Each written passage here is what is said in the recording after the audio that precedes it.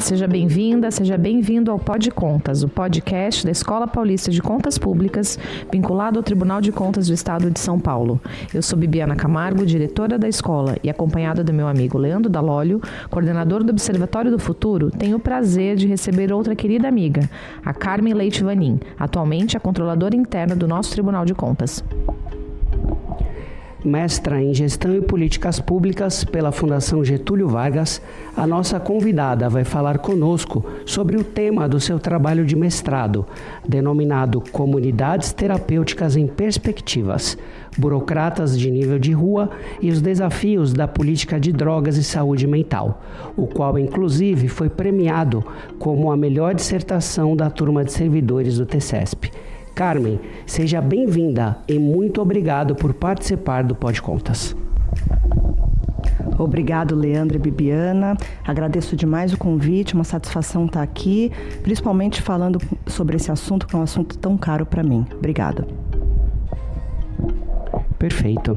E esse tema, de fato, ele é muito importante, inclusive ele é uma das metas da Agenda 2030, especialmente do ODS 3, Saúde de Qualidade, onde diz, dentro do seu item 3.5, reforçar a prevenção e o tratamento do abuso de substâncias, incluindo o abuso de drogas entorpecentes e uso nocivo do álcool. Carmen, o que te levou a estudar comunidades terapêuticas dentro da política de drogas? Para iniciar, poderia explicar à nossa audiência o que são burocratas de nível de rua e por que são importantes nesse contexto? Meu interesse no assunto nasceu em 2017, quando pela primeira vez a gente auditou o programa Recomeço dentro da minha atuação como auditora de controle externo na diretoria de contas do governador. Na época, as comunidades terapêuticas, elas eram uma parte importante da estratégia do governo do estado de São Paulo, dentro de um contexto que eles entendiam como a política de drogas do estado. Então, eu acho que a primeira coisa também muito importante para a nossa audiência é eu conseguir conceituar o que são comunidades terapêuticas. As comunidades terapêuticas, elas são organizações sem fins lucrativos, regulamentadas pelo Estado.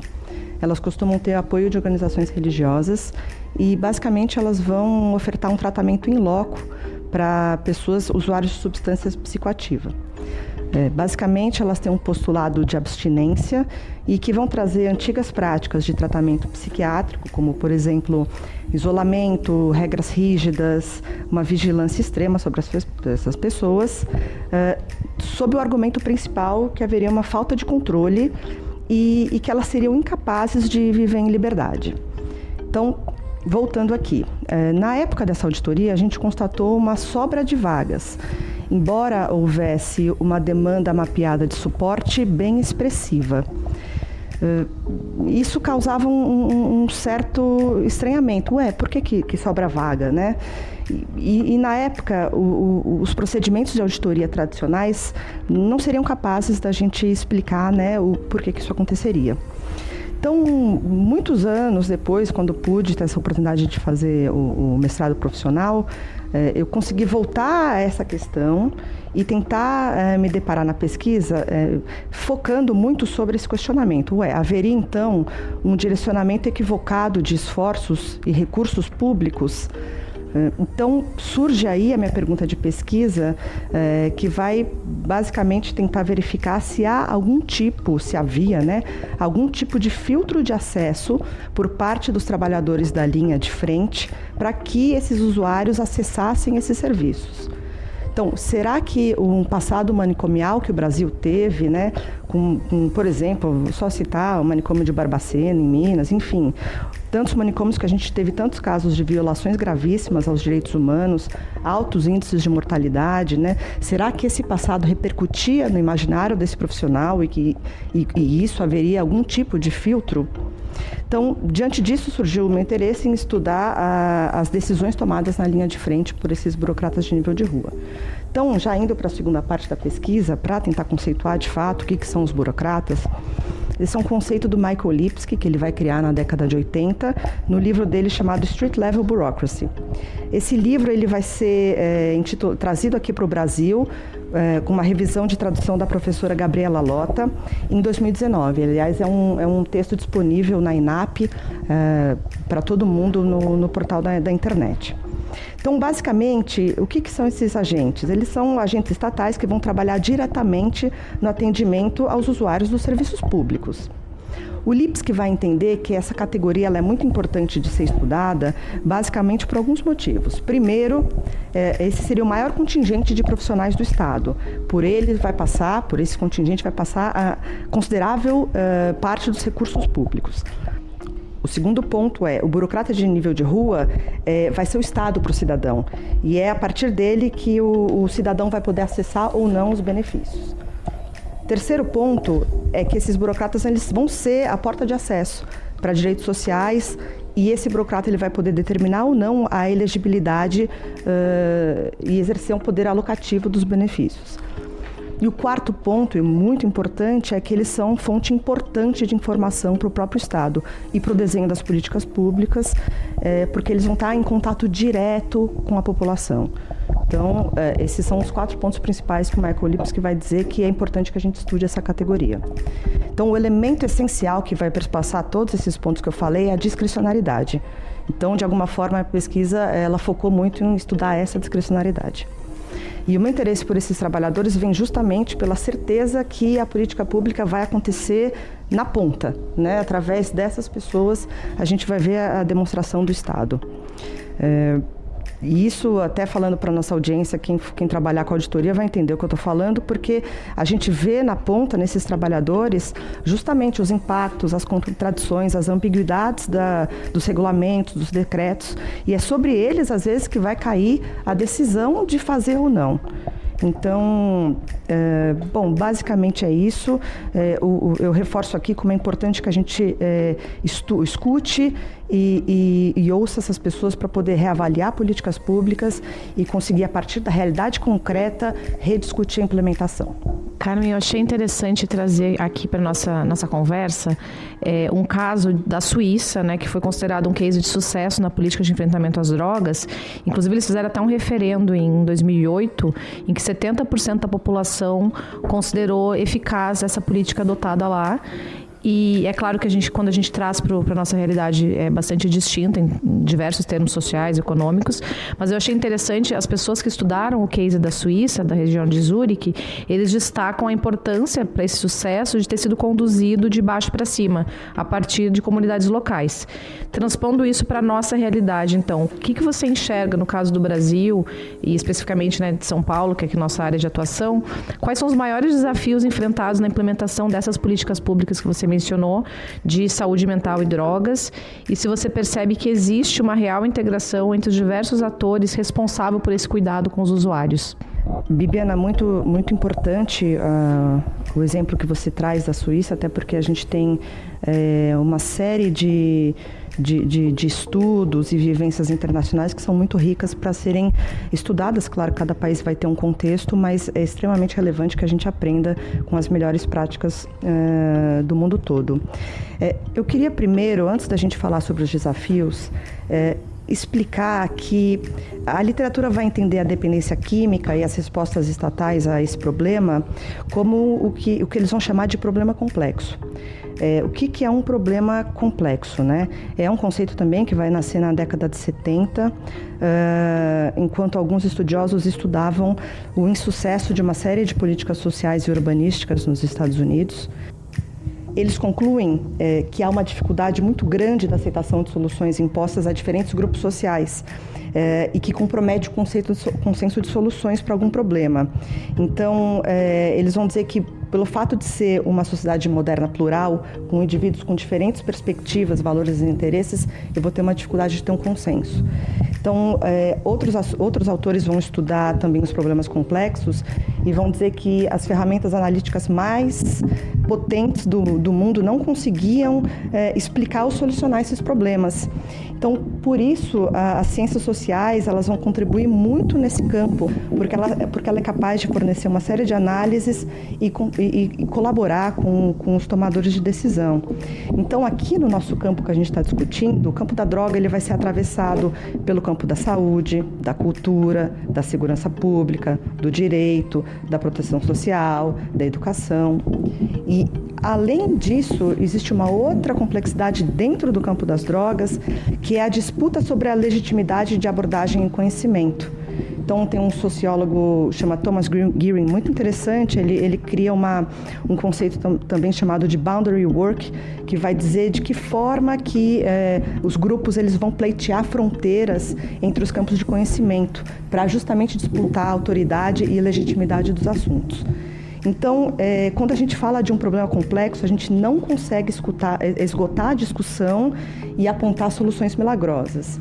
Então, voltando para discutir os desafios, considerando a metodologia que eu escolhi, a pesquisa que eu realizei, eu diria que os maiores desafios percebidos pelos burocratas de nível de rua são aqueles ligados à transversalidade, à intersetorialidade da política e aqueles relacionados propriamente à política de droga e saúde mental, tá? Eu cataloguei 18 códigos de desafios, de novo, não taxativos, não esgotam, foi só a metodologia que eu adotei. Então, do meu primeiro grupo de transversalidade, eu queria destacar o desafio relacionado à rede e à moradia e habitação, como os mais citados. E no segundo grupo de desafios, que eu comentei, aqueles diretamente ligados à política de saúde mental e drogas, eu diria que os pontos mais falados foram os equipamentos faltantes na rede de atenção psicossocial e a existência de limitação dentro dos CAPs, tanto limitação estrutural como de pessoal e outras limitações. Então, respondendo à sua segunda parte da sua pergunta, a gente tem um desafio gigantesco em rede. Então, a discussão da articulação entre as diversas políticas, ela é a mais relevante nesse assunto. Falta água, falta alimentação, falta banho, as pessoas elas estão num estado de sobrevivência. E a grande questão é que os serviços não funcionam juntos. Às vezes, nem o território de atendimento é o mesmo. Eu queria aqui parafrasear uma frase que a minha primeira entrevistada falou, era uma infectologista muito interessante. Ela dizia assim: para atingir o indivíduo na complexidade dele, é preciso que os serviços trabalhem em parceria. A segurança, a saúde, todos nós somos complexos. Então, as coisas precisam funcionar de forma articulada. Então, eu queria, por fim, destacar a centralidade da moradia como um suporte essencial para as pessoas que têm problema com droga. Existem algumas políticas muito interessantes, como o Housing First, é um investimento estatal que é baseado em evidência científica e é algo que é extremamente importante no enfrentamento dessa questão.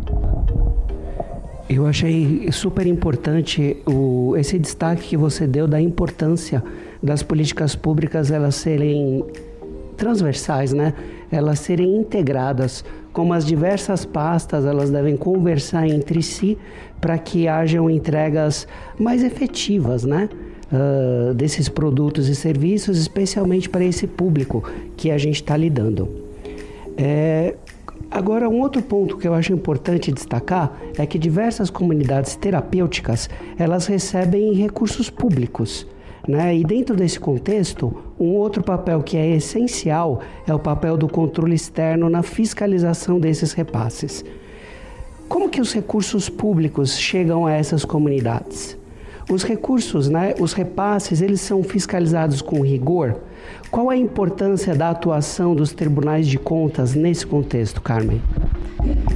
Bom, no estado de São Paulo, a época das 2 fiscalizações operacionais que a gente fez nas contas do governador, como eu comentei, e que vão dar a base à pergunta de pesquisa, os repasses eram efetuados por meio de termo de colaboração. Na época, entre a COED, que é a Coordenadoria Estadual de Política de Droga, que fica dentro da SEDES, que é a Secretaria de Desenvolvimento Social, e uma organização da sociedade civil.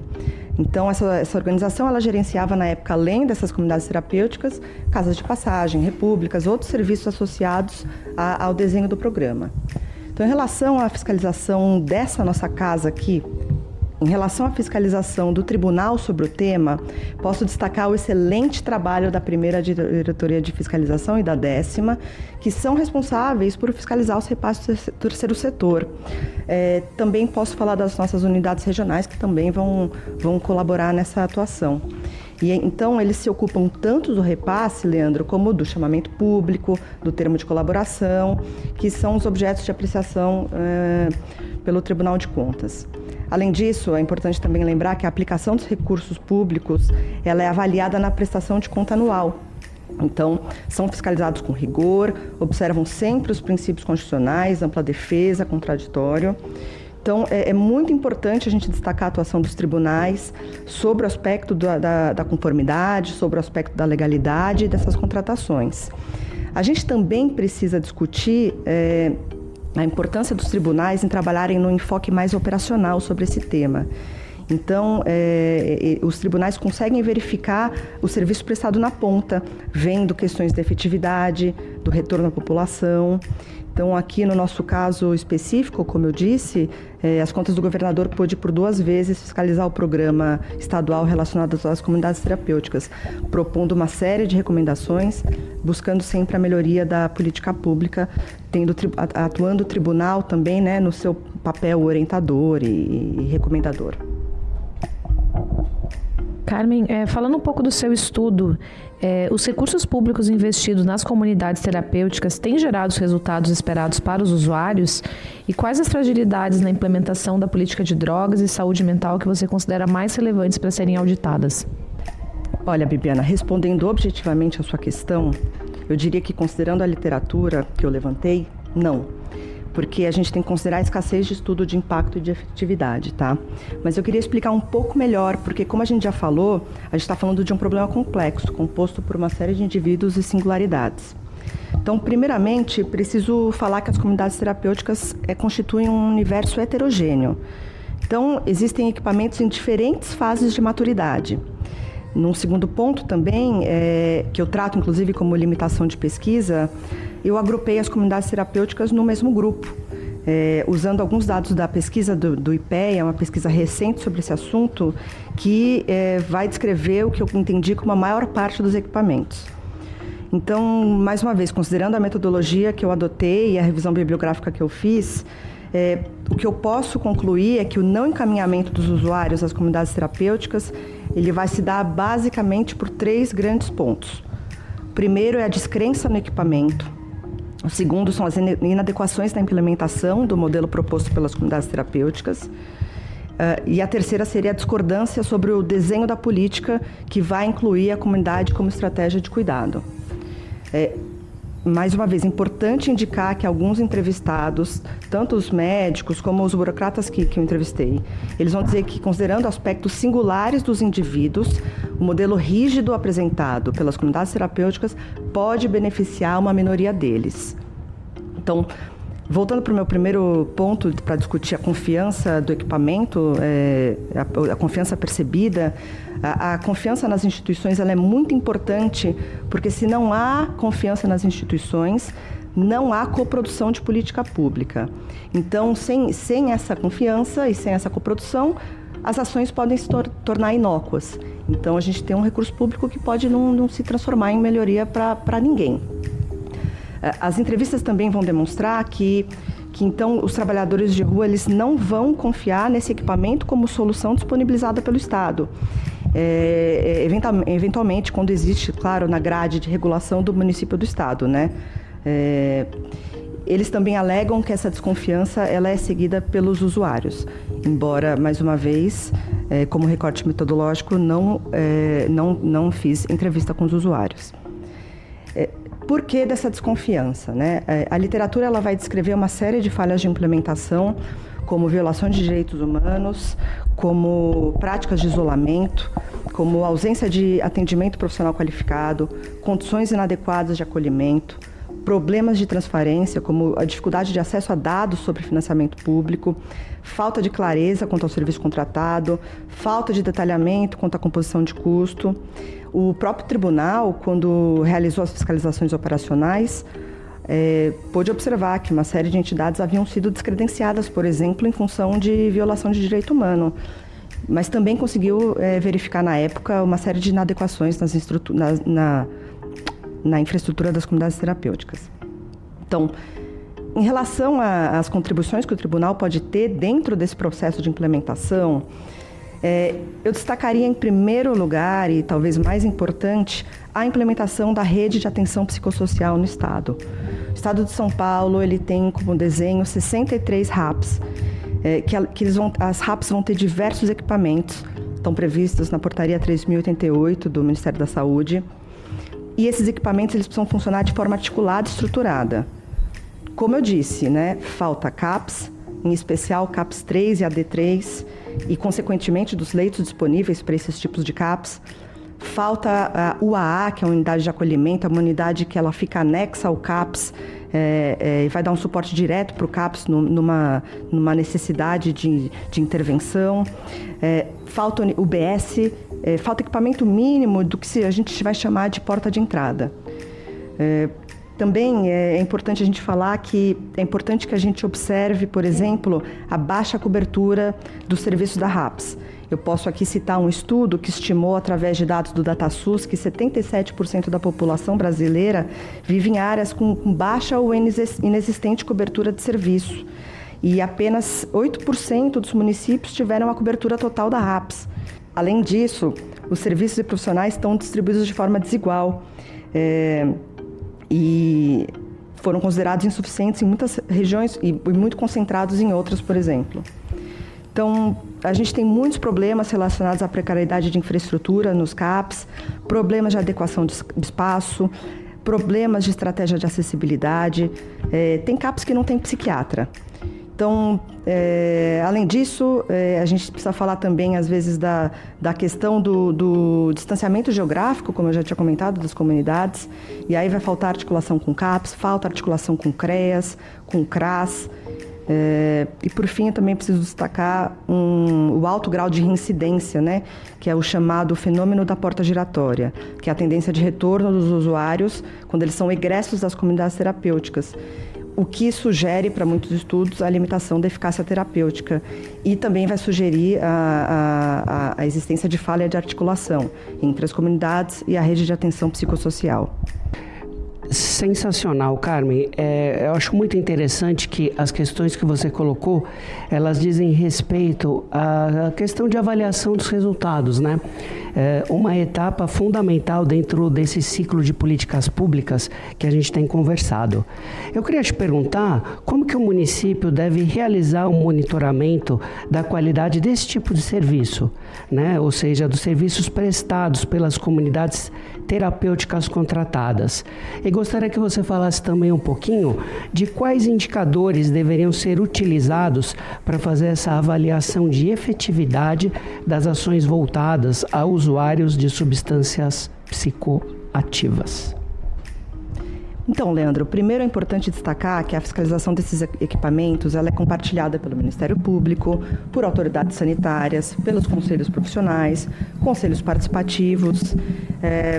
Também preciso dar um exemplo. Por exemplo, as comunidades terapêuticas, as chamadas acolhedoras, que são reguladas pela Lei 13.840 de 19 e pela RDC Anvisa 29, tem essa normatização. Já, por exemplo, as comunidades terapêuticas, as chamadas médicas, elas vão observar, além dessa RDC que eu comentei, outras normas sanitárias relativas a estabelecimentos de saúde. Então, primeira coisa, seria importante o município saber se tem alguma comunidade terapêutica no território dele. Alguns municípios desconhecem a existência, porque ela pode ser financiada pelo poder público ou não, isso é importante que a gente seja dito. Mas, independente dela ser financiada pelo poder público, ela precisa ser fiscalizada. Então, outra coisa, se o município tem demanda por serviço, o município conhece a portaria 3088 do Ministério da Saúde, que instituiu a rede de atenção psicossocial. O município sabe, por exemplo, onde estão os equipamentos que compõem a RAPS dele, ele consegue enxergar de que forma eles estão separados. E se o município tem essa demanda, por exemplo, o município tem uma equipe de consultório na rua. Então, são algumas questões iniciais para discutir essa demanda que, porventura, o município tenha, que são de fato iniciais, né? Então, Eu repito aqui, né? É indispensável que os serviços prestados à população, seja ele provido pelo poder público ou por organizações da sociedade civil, ou que não tenham financiamento público, submetam-se à fiscalização regular e frequente pelos diversos órgãos, tanto do Estado quanto do município, né? Então, em relação a indicadores, eu queria destacar o nosso índice de efetividade aqui da gestão municipal, que o Tribunal de Contas tem.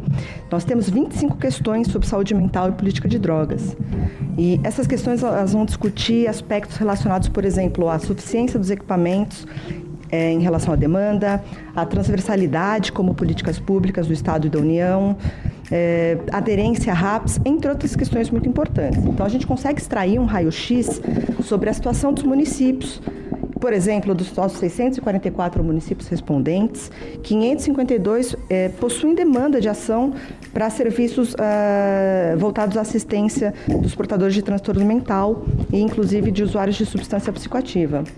Desse total, por exemplo, quase 80% não está cadastrado no programa de Volta para Casa, que é uma iniciativa do governo federal voltada em reinserir psicossocialmente pessoas que saíram de longas internações em hospitais psiquiátricos e de custódia.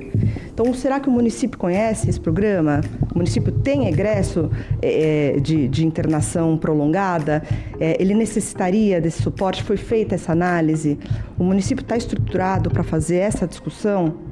Então, outro dado que a gente pode levantar do IGM, que, por exemplo, muitos municípios afirmam que não possuem quantidade de serviço de residência terapêutica, SRTs, né? Embora apresentem uma demanda bem alta para portadores de transtorno mental crônico. A gente tem se endereçado essa questão, o município está ciente dessa situação? Porque eu digo que a gente consegue enxergar esse raio-x olhando para todos os municípios, né? Eventualmente o município não enxerga essa problemática. Por fim, um dado aqui que eu acho bem expressivo e importante ser falado mais de 1/6 dos municípios fiscalizados pelo tribunal, são acho que 112, alegam que não possuem CAPs em quantidade adequada, considerando o dimensionamento dos seus habitantes. Então, o que eu quero mostrar aqui, através dessa discussão do IGM, é que esse é um trabalho em rede. Eu insisto, né? A saúde, assistência social, segurança pública, moradia, é só a rede de serviços que vai contribuir para a melhora da vida desse indivíduo. Carmen, poderia ficar muito tempo aqui conversando com você sobre esse assunto, porque dá para ver que você se dedicou muito, né, para fazer essa pesquisa. Não à toa foi eleita a melhor dissertação de mestrado aqui da turma, que já mencionamos no início do episódio. Mas estamos chegando ao fim, caminhando para o fim da nossa conversa, e queria encerrar com a seguinte reflexão. Se você pudesse sugerir uma frente de atuação para o controle externo, com base na experiência estadual, qual seria? Bom, Bibiana, das modalidades de fiscalização que o tribunal pode realizar, eu diria que a operacional vai ganhar uma relevância especial para essa resposta que eu vou te dar. Então, a gente precisa fiscalizar a capacidade estatal instalada. A gente precisa verificar a implementação da rede de atenção psicossocial, a abrangência, a concentração de rede, capacidade das vigilâncias sanitárias municipais, estadual, o sistema de vigilância como um todo, de fiscalizar esses equipamentos. A gente precisa discutir, por exemplo, a suficiência de leito de CAPS 3, CAPS AD3 e sempre insistir em verificar os estudos de avaliação de resultado dessas comunidades. Então, obviamente é importante a gente sempre avaliar a legalidade e conformidade, mas eu acho que é um importante espaço para a elaboração de fiscalizações do tipo operacional, porque a gente vai conseguir discutir mais a avaliação de resultado, a gente vai conseguir fomentar a melhoria de desempenho de política e o controle externo tem um papel extremamente importante em elaborar recomendações e apontamentos, tecendo uma série de sugestões, de forma a poder fomentar o debate entre executor e formulador de política pública. Carmen, mais uma vez a gente agradece demais por você ter aceitado o convite, ter estado aqui conosco. Acho que foi assim, um episódio muito rico, muito importante. E a você que nos assiste, toda a nossa audiência, agradecemos o carinho e convidamos a continuar nos acompanhando, não só por meio do nosso Podcontas, mas também por meio das nossas redes sociais. E nos vemos no próximo episódio. Até!